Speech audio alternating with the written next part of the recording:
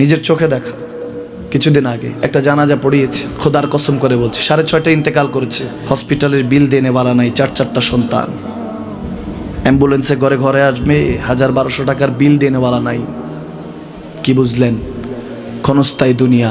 মুমিনের কম থাকলেও আমি বলি, কেউ যদি এসে বলে হুজুর একটু দোয়া করেন, খুব পেরেশানিতে আছি, আমি তার হাত চুমু খেয়ে বলি তোমাকে মোবারকবাদ, আল্লাহ তোমাকে ভালোবাসে।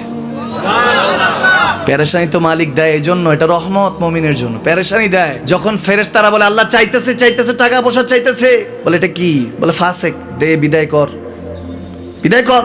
তার চাওয়া আছে, বিরক্ত লাগে, বিদায় কর, কি লাগে দে। আল্লাহ 10 কোটি দিয়েছে, 100 কোটি দে, বিদায় কর। মুমিন যখন চাইতে থাকে আল্লাহ আমাকে কিছু লাগবে, যখন একটু করে চায় আমার মাটাকে সুস্থ করে দাও, বাবাটাকে আল্লাহ আমার স্ত্রীকে, আমার আমাকে একটু তৌফিক দাও, চাইতে থাকে মুমিন। আল্লাহ বলে যখন ফেরেশতারা দেখে মুমিন চাচ্ছে, দেরি করতে পারে না, তাড়াতাড়ি খাজানা নিয়ে দিতে নেবে, আল্লাহ বলে রাখোস না, এত তারা